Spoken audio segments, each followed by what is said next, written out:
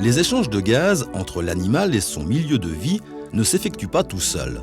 Il est souvent possible, même si ce n'est pas toujours très évident, d'observer comment l'animal participe de manière active à ces échanges gazeux. Observons à nouveau nos 3 cobayes.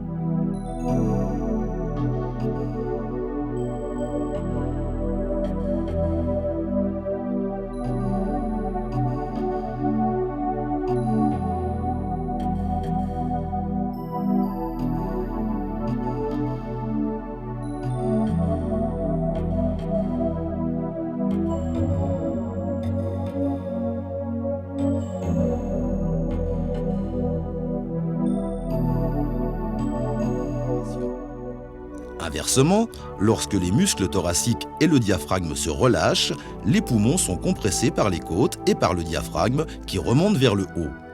Une partie de l'air des poumons est alors rejetée hors du corps de l'animal, c'est l'expiration.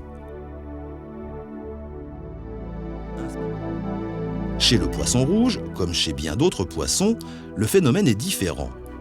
Lorsque le poisson ouvre la bouche, il ferme en même temps ses opercules, sorte de clapets mobiles situés de part et d'autre de sa tête. L'eau est alors chassée par les opercules après avoir traversé les organes respiratoires du poisson, figurés ici en rouge.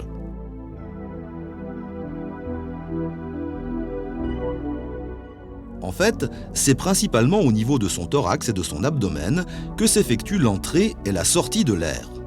De minuscules orifices, appelés stigmates, permettent à l'air d'entrer ou de sortir du corps, selon l'état de dilatation de l'abdomen du criquet. Celui-ci fonctionne un peu à la manière d'un accordéon. Lorsque l'abdomen se dilate, l'air extérieur est aspiré et entre dans le corps au travers des stigmates. Lorsque l'abdomen se comprime, une partie de l'air contenu dans le corps de l'animal est expulsée à l'extérieur.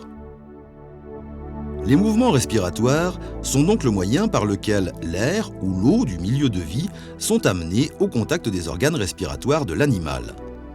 Que ce soit en milieu aquatique ou en milieu aérien, l'apport d'oxygène au niveau des organes respiratoires peut donc s'effectuer régulièrement. En même temps, ces mouvements respiratoires assurent l'élimination du dioxyde de carbone en dehors du corps de l'animal.